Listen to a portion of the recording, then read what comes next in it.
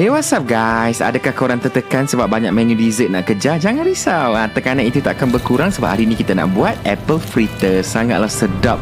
Mak Saleh suka makan benda ni. Dia crispy, crunchy kat luar, dalam sangat lembut dengan apple. So ambil 1 cawan tepung gandum, setengah sudu kecil garam, setengah sudu kecil cinnamon, 1/2 sudu kecil baking powder, 3 sudu makan gula, 1 biji telur, and then tambah 1 sudu kecil esen vanila, setengah cawan fresh milk, nak pakai full cream pun boleh, and also 1 sudu makan butter yang dah lembut lah. Kacang-kacang itu je dia punya batter. Senang saja. Pergi supermarket cari apple hijau ni. Adakah boleh pakai apple merah? Kurang sesuai. Kita nak apple hijau juga. Sebab apa? Dia nak ada rasa masam-masam tu. So korang cocok dalam bentuk cube. Jangan kecil sangat, jangan besar sangat. Cube tu kita nak ada crunch. Bila kita gigit tu, so gaul dengan kita punya batter tadi. Itu saja. Sangat senang. Jangan merungut Yang ni senang saja.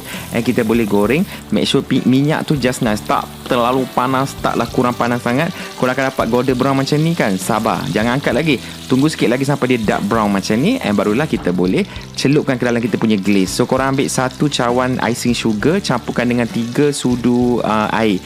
Nampak macam pekat kan? Tak pegaul lagi. Gula tu akan cair and siap kita punya glaze. So boleh celup kat dalam tu. Angkat. Taram. Cantik. Hello rupa dia. Okay, one more time. Cantik. Macam jual kat kedai. So boleh letak kat tepi dulu. Icing sugar tu akan mengeras and dia akan jadi crunchy dekat luar lah. And boleh gigit. Sangatlah sedap rupanya benda ni. Patutlah Mak Saleh suka makan. Okay. Ya Allah, sedapnya. Di manakah engkau bersembunyi selama ini, wahai apple fritters? So ni isi kat dalam ada apple and also crunchiness batter kita dekat luar tu. Bismillah.